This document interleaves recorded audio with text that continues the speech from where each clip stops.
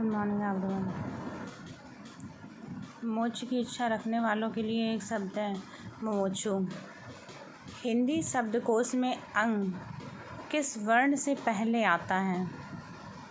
B option आपका सही है। हिंदी शब्दकोश में अंग आ वर्ण से पहले आता है।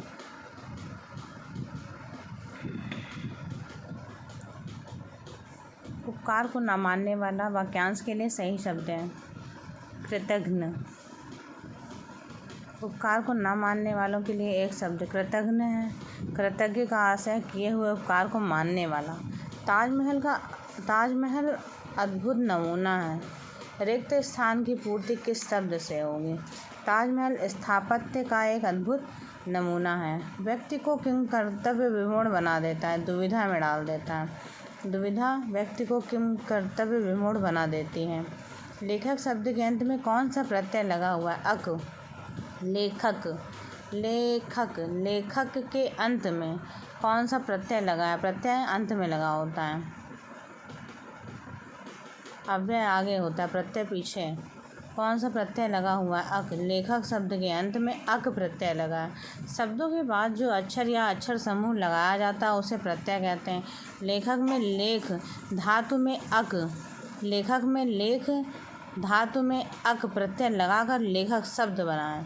निम्नलिखित में कौन सा पाठ्य पुस्तक का गुण नहीं है?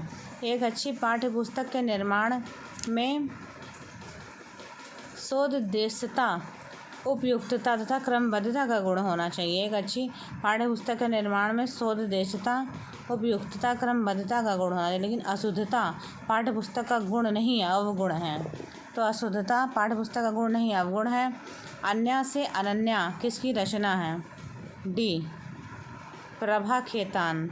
अन्या से अनन्या प्रभा खेतान की आत्मकथा है। मैत्रेय पुष्पा की आत्मकथा कस्तूरी कुंडल बसई, गुड़िया भीतर गुड़िया। मैत्रेय पुष्पा की आत्मकथा है कस्तूरी कुंडल बसई। क्वेश्चन बहुत इंपॉर्टेंट है, देख लीजिए आप लोग। निम्नलिखित पंक्तियों में से कौन सा अलंकार है? फूले काश सकल मही छाही, जनु बरसा ऋतु प्रगट बढ़ाही। देखते हैं कौन सा अलंकार है। उपर्युक्त पंक्तियों में उत्प्रेक्षा अलंकार है। मनु मानो जनु जानो का प्रयोग हुआ है, मैंने पहले भी आपको पढ़ाया है।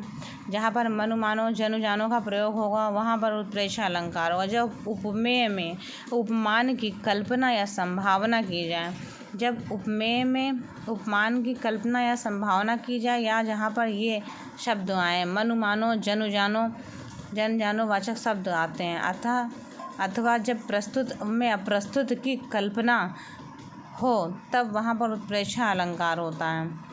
तो ये लाइनर पंक्तियाँ देख लेते हैं। फूले काश सकल मही छाही, जनु, देखिए जनु आया, जनु बरसा ऋतु प्रगट बुढ़ाही। फूले काश सकल मही छाही, जनु आ रहा है यहाँ पर, जनु बरसा ऋतु प्रगट बढ़ाई। जहाँ पर उपमेय में उपमान की कल्पना या संभावना की जाए, जहाँ पर उपमेय में उपमान की कल्पना या संभावना की जाए, या फिर मनु मानो जनु जानो इस तरह के शब्द आए, वाचक शब्द आते हैं, तो वहाँ पर उत्प्रेक्षा अलंकार होता है। तो आई होप कि आपको समझ में आ रही होंगी चीज़ें बहुत क्लियरिटी के साथ, और आपको क्लियर दिख भी रहा होगा। अमी हलाहल मद भरे, सेत श्याम रतनार जियत मरत, झुक झुक परत जेहि चितवत एक बार। किस कवि द्वारा लिखी गई पंक्तियाँ हैं? रसलीन। निम्नलिखित उपर्युक्त पंक्तियाँ रीतिकालीन कवि रसलीन की हैं। रसलीन रीतिकाल में रीतिबद्ध धारा के विशिष्टांग निरूपक आचार्य हैं। इनकी प्रमुख कृति अंग दर्पण है और रस प्रबोध है। आवारा मसीहा विष्णु प्रभाकर जी की रचना है। इसमें शरद चंद्र चट्टोपाध्याय आवारा मसीहा शरद चंद्र चट्टोपाध्याय का जीवन चरित्र वर्णन किया गया है, जो कि इनके लेखक विष्णु प्रभाकर जी हैं। इसकी रचना 1974 ईस्वी में की गई थी। पिता कहानी के लेखक कौन हैं? पिता कहानी के लेखक ज्ञान रंजन हैं। इनकी अन्य कहानियाँ, इनकी अन्य रचनाएँ फैंस के इधर उधर, यात्रा, क्षणजीवी, सपना नहीं, उदय प्रकाश की कहानी, तिरछी, मोहनदास, पाल गोमरा का स्कूटर, पीली छतरी वाली लड़की, उषा प्रियंवदा की कहानी वापसी तथा शेखर जोशी की कहानी कोसी का घाटवार। हिंदी नए चाल में ढली, कथन किसका है?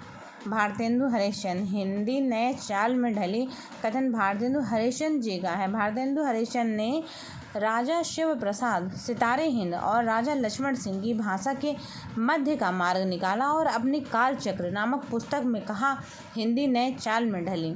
तो यह सेंटेंस, ये वाक्यांश भारतेंदु हरिश्चंद्र जी का है। हिंदी नए चाल में ढली कथन भारतेंदु हरिश्चंद्र जी का है। भारतेंदु